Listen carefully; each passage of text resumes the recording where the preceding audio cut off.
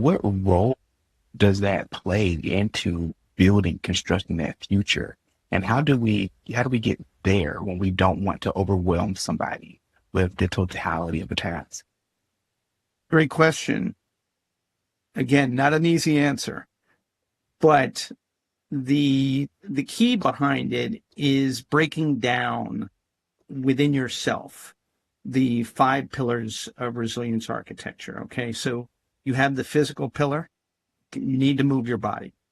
Okay, natural movement in the body makes you feel better in the course of a day. Doesn't matter what you do. So I just say you need to move your body. Again, I'm a certified strength and conditioning coach. I've got lots of other certifications. And I tell people all the time, it does not matter what you do. By moving your body, you are transforming yourself automatically. On top of that, your body is actually built and designed very much like a Ferrari. Okay? When you move your body, you direct it in that same way as driving a Ferrari. It feels too often we treat our bodies like a Pinto. We just abuse it. We feed ourselves for satiation, for comfort, and then we don't move. And then we feel all sorts of feelings and discomfort. So therefore, the solution is move your body. The second pillar is emotional. Okay, what state do you want to be in versus what state are you actually in emotionally? And this has everything to do with just reflecting inside yourself. So if somebody says something to you that triggers you, stop and think about it. Live in that feeling for a second. If you like it or don't like it, allow it to go through you rather than just react. And that's what we do. We react rather than respond. Okay? So that's the second pillar. The third pillar is the spirit.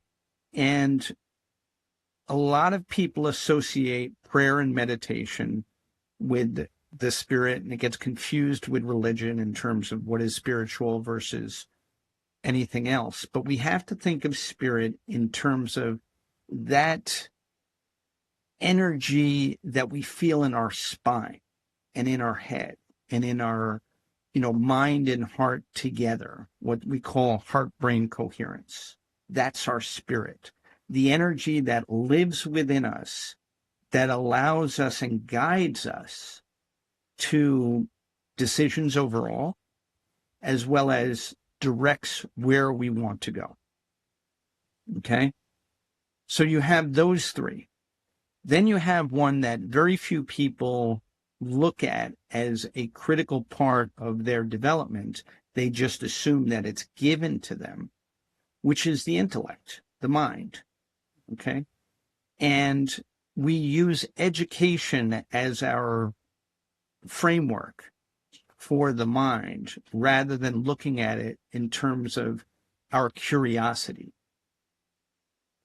What is it that we're interested in? Asking the question why to everything. All of this is the intellectual depth that we have to build ourselves. That leaves the fifth pillar, which is in connection with the mind and that curiosity. The opposite part of it is creativity.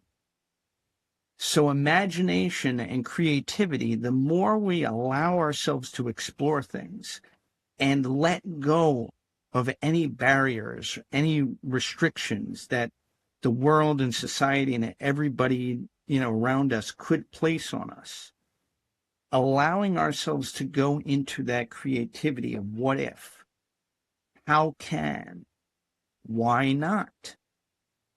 So you have 5 pillars that the more you allow yourself to engage in them on a daily basis, again, that's where the transformation exists. That's the 15 minutes a day. If you can give 15 minutes to each one of these pillars, you're going to give yourself a better chance to win every day, regardless of what outside influences or outside circumstances exist in your life and how they're trying to impact you. You're, in a sense, building up, to your point, the architecture to prevent any external influence or consequence to impact your internal world.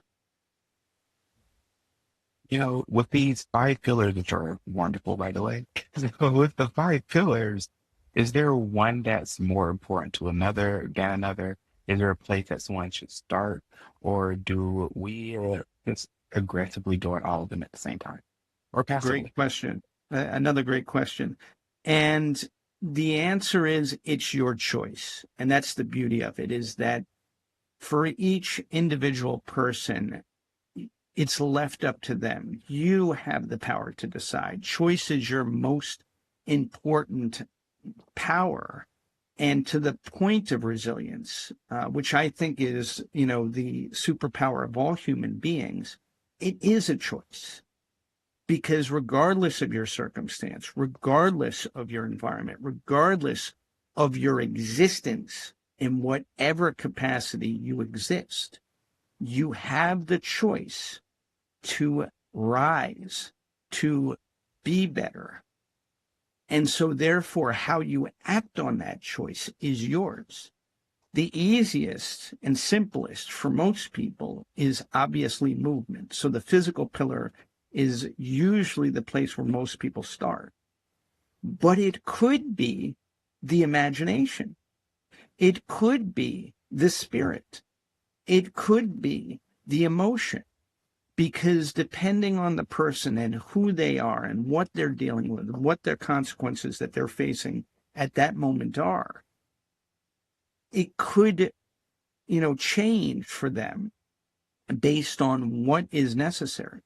So I'm not the person to, tell anyone how they should go about this, because it is personal. It is their choice. I'm simply the one who created the architecture to hand to them to say, you have the opportunity to figure it out for yourself, the best way to move forward. And that doesn't mean that you're going to get it right the first time. And that's okay. So you could start with physical and fail. That's okay. Then you go to another pillar and you work on that one until you find that that one may lead you in the direction you want to go with other pillars. You know, I think it's easy for us to conceptualize physicality, emotion, intelligence. The hardest ones would be spirit and creativity. So let's start with creativity first. I feel like that might be a little bit more easy to explain. How do you help somebody who feels that they're not creative? What are the different types of creativity or levels of creativity? Are there levels of creativity? Great question. Creativity exists in every form. And I think that's one of the failures of our society, is to embrace creativity as something beyond just artistic or physical. We look at creativity in terms of matter, but creativity can exist in so many other ways. Just being creative in how you approach yourself and your day.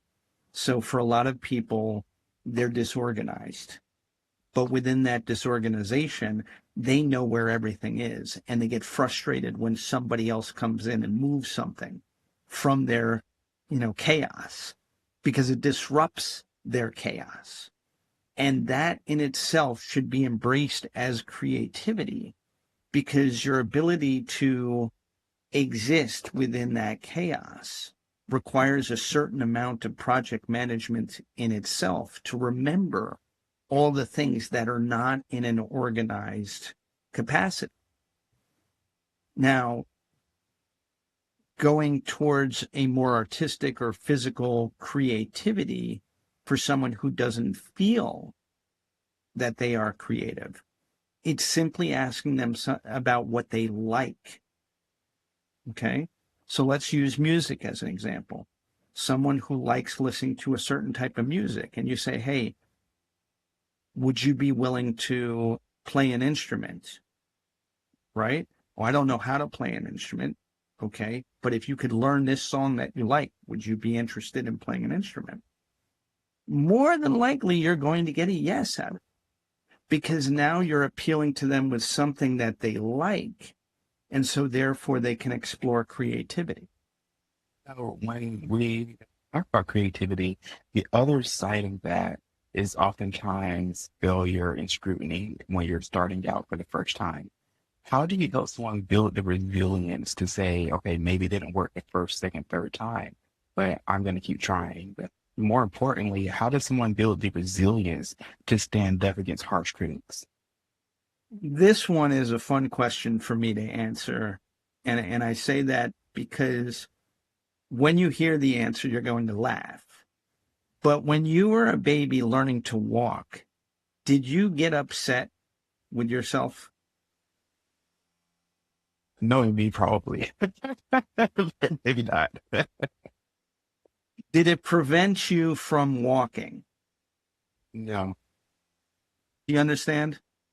Yeah, I love that. Whether or not you got upset with yourself doesn't matter. You can walk. And that's every baby in the world. And if we could do that when we were babies, we could do so many other things that we taught ourselves.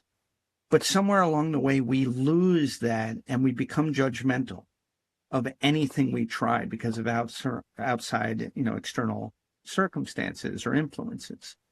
But the truth is, we have it within ourselves to be able to learn and do anything we want to do, because that's how we began. We proved to ourselves through the ability to teach ourselves to walk, regardless of whether we got help or not from outside, influences.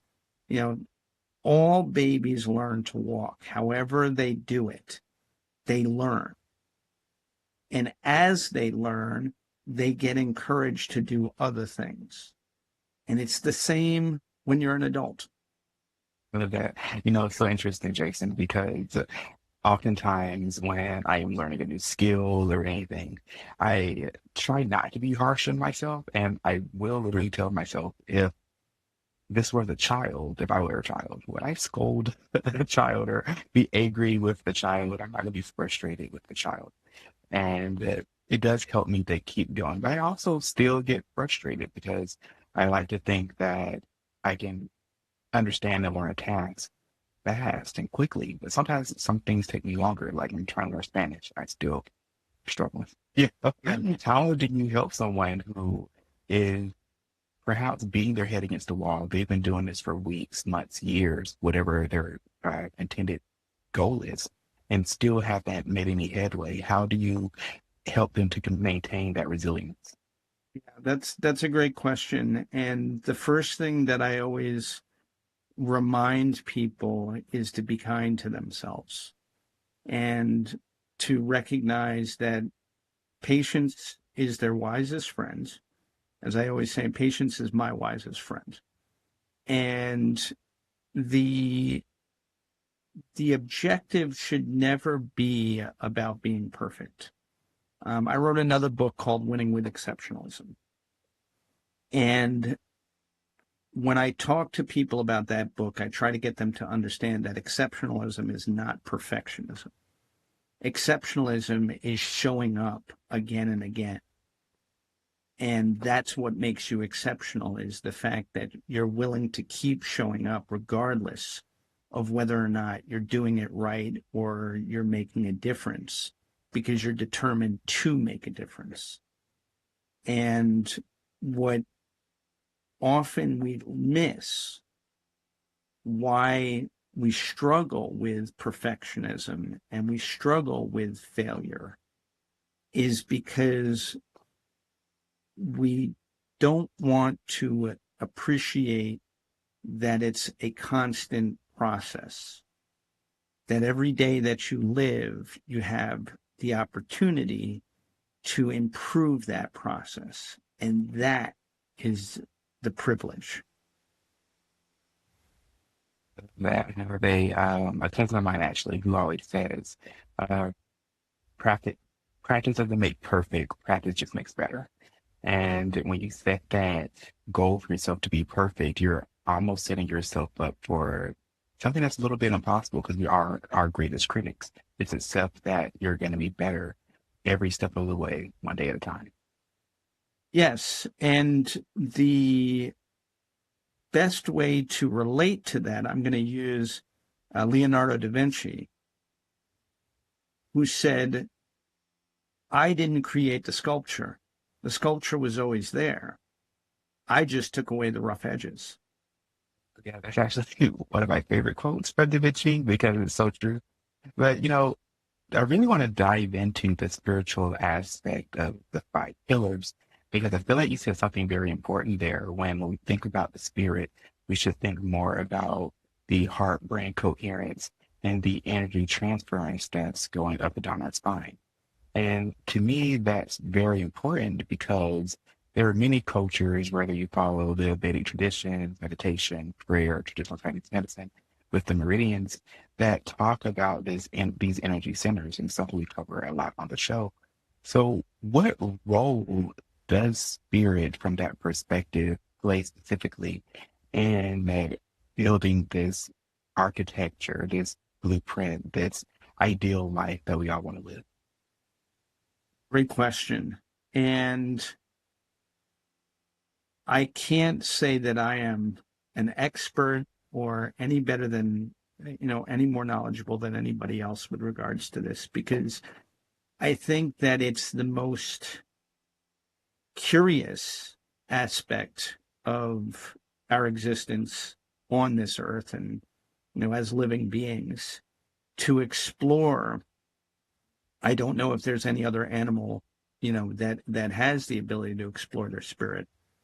Um, but to everything that you just mentioned is the fact that there are so many different ways, pathways to explore spirit. And at the cost of sounding controversial, I think of it in terms of the Latin word of aspire, that how we breathe life into ourselves is how we breathe life into existence. And the ability to aspire to something more is what spirit is really about. That our aspiration to be something more than what we are right now is what allows us to feel that we can have a higher connection, to explore having a higher connection. And in one way, your question really leads me back to the five pillars and where you asked before about, do you do it all at once or do you do one at a time? Well, truthfully, the spirit is what connects all of the five pillars together. Because if you were to pursue spirit through all five pillars, that's where resilience really exists, is that ability to make the choice to be something more than what you are in this moment right now. I'm going to date myself a little bit here. When you said that, it made me think about this movie called The Fifth Element. Oh, yeah. Yeah, Great it's a great movie. movie. Right at the end, you realize that the fifth element was the character's name is Lulu, and she was the fifth element, and she was actually the one that brought all the other elements together so they could. I don't know exactly what they were doing, transcending existence. I don't know. There's a pillar of light. It's so fascinating how the breath, the spirit, the energy of life itself is what ties everything together. And that comes up time and time again, just throughout history. Why do you think that this concept, philosophy of where our consciousness comes from, our energetic self, why do you think that's something that is coming up so frequently currently in our society? That's a great question. So now you're hitting on my hobby. And it's very funny because my wife literally just texted me on a uh, TikTok video of a professor of quantum mechanics who basically tells the class that I'm about to teach you something I know nothing about. And in 7 days, you will all successfully know as much as I do, which is nothing. And by the end of this course, you will be able to share with everyone around you that you know nothing. So I hope that you appreciate what you're getting yourself into. And um, it was, perfect for me because I've been a hobbyist in quantum mechanics for, I would say, nearly 40 years. And my desire to associate everything to quantum mechanics comes from, again, the creativity pillar and the imaginative pillar, of quantum mechanics for me being where everything exists. So if you can imagine it, that um, we as a species, since the beginning of time, have asked ourselves, why are we here? Okay. And it's taken different forms in different ways. And we can look at religion and spirituality as the way in which we interpret and answer for ourselves, why are we here? Well, when it comes to quantum mechanics, now you're taking that answer and unraveling it from a standpoint of what we associate with physical matter, and now exploring it from a metaphysical perspective. And in that metaphysical experience and the slit test with the particles, and understanding that they exist everywhere when they're not observed. Again, that's creativity. That's thought. That's the ability to imagine you can be anything and everything wherever you are. And so until you collapse that into reality, your imagination allows you to go anywhere. And this is what daydreaming is on top of everything else. So, getting back to the point of your question and how I answer it, is that the idea of allowing yourself to exist in that imagination in which nothing is everything, and to say to yourself that consciousness, life is everything. We can't see it, we can't feel it, we can't touch it. So it's nothing, but it's everything that exists. That's a really fun experiment to play with every day. And so that's what it is for me. And, where I exist when, I'm sitting with, someone, even on this show, and I'm sure every listener right now is saying this guy is a whack job. But it is that ability to, sort of sit with the idea that you exist as nothing and everything. I only have a few minutes left, but I do want to hit you with one more question. Yeah, sure, no problem. And it might be a little mildly advanced. So, as a person who's interested in quantum mechanics, theory, and physics, when you look at things such as, are you familiar with the Copenhagen interpretation of multiple worlds? So, when you look at things such as the Copenhagen interpretation and the collapsing the wave function, which is something you alluded to earlier, what are your thoughts on an individual whom wants to become a grand version of themselves and don't know how to get there. But when you tie in the quantum mechanics behind it, that version of yourself already exists. All you're really doing is collapsing that wave function and shortening the path for yourself to get there. But that version of you, whatever you're looking for, whatever you're trying to manifest, it does exist somewhere in the universe. Yeah, that's a great question. And you will appreciate my answer. I hope your audience appreciates my answer. We have heard it because it is a line in the Bible, but we have never interpreted it fairly. I am that I am. When you approach your reality and the reality that you want, regardless of what that reality could be in the future,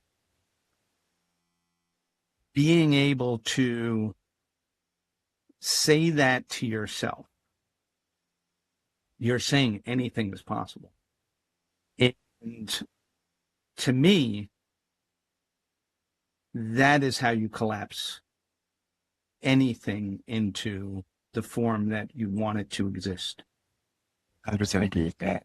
The Hebrew for that is Ehyeh, Hashem Ehyeh. Just like the Hebrew for the Holy Spirit, breath of God, is the Ruach HaKodesh. And when you go back and read the original text in Hebrew, it aligns more with the idea that because everything exists and nothing exists, you truly can bring anything to this reality. It's wonderful, so beautiful. Mr. Jason, do we only have a few minutes left? Is there anything you'd like to leave the audience before we go?